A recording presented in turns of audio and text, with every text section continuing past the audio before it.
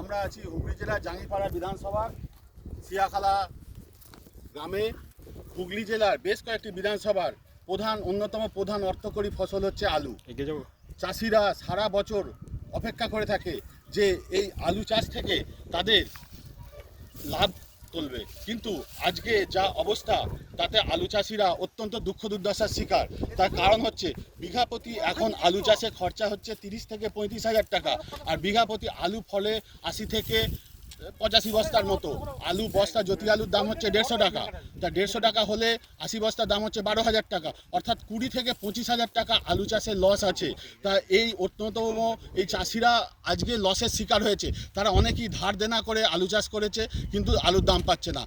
এদিকে আমরা দেখতে পাচ্ছি বিভিন্ন রাজ্যে মধ্যপ্রদেশ আঙুর তার দাম পাচ্ছে, পেঁয়াজের দাম পাচ্ছে, এবং সেই সাথে তারা দেখছি পশ্চিমবঙ্গে বাইরের স্টেট থেকে মাছ আসছে, ডিম আসছে অন্ধ্রপ্রদেশ থেকে। তাহলে আমাদের আলু চাষিরা কী দোষ করেছে? তারা কেন দাম পাবে না? পশ্চিমবঙ্গ সরকার এই ভুল নীতির জন্য এই আলু চাষিরা দাম পাচ্ছে না, কারণ আলু বাইরে যেতে দিচ্ছে না, প্রক্রিয়াকরণের ভালো ব্যবস্থা নেই, স্টোরেজের ভালো ব্যবস্থা নেই। তার ফলে কী হচ্ছে, আলুর আজকে বাজারে দাম নেই। এখানে আলু চাষিরা যে আছে, আলু চাষিদের কথা শুনুন। দাদা, আপনার কী মনে হয় আলু চাষে কেন দাম? আলু চাষিরা কি, আপনারা কী বলছেন? এদিকে একটু তাকান।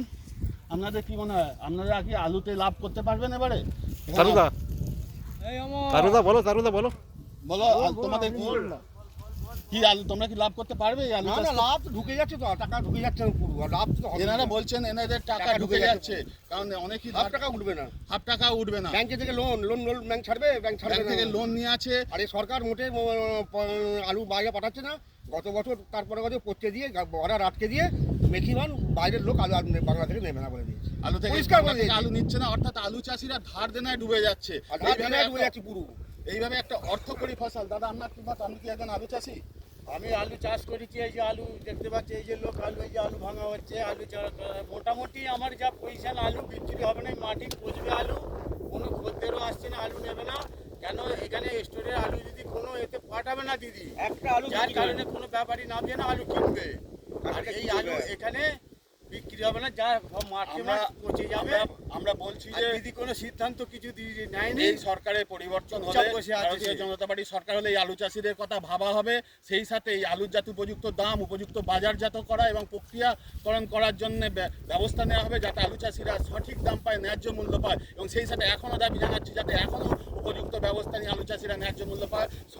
সবার কাছ থেকে এই আলু আমরা দাবি জানাচ্ছি, যে এই অনুরোধটা আমাদের পক্ষ থেকে, এবং দাবি অন্যতম প্রধান দাবি রইল।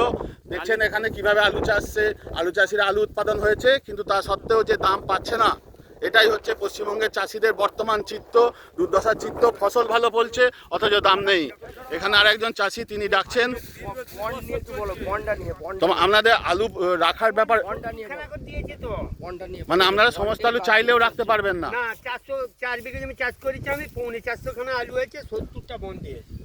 70টা বন্ড দিয়েছে, মানে আপনি আরো বেশি বন্ড আশা করছেন? আশা ছিল, মানে পাবো বলে আশা ছিল, দেয়নি। কি করবো, অন্য স্টোরে ভাড়া বেশি দিয়ে পাঠাতাম।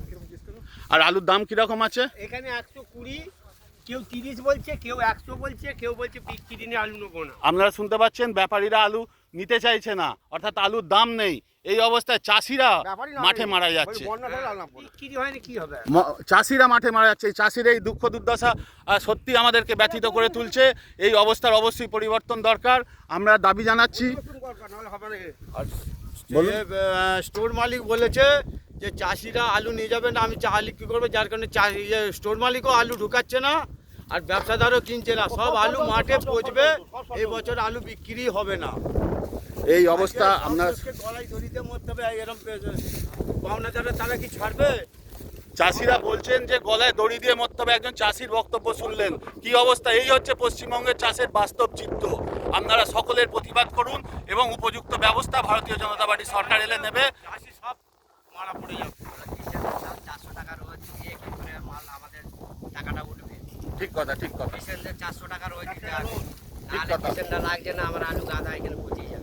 ঠিক আছে, ধন্যবাদ আপনাদের সকলকে। তারপরে আকাশের গন্ডগোল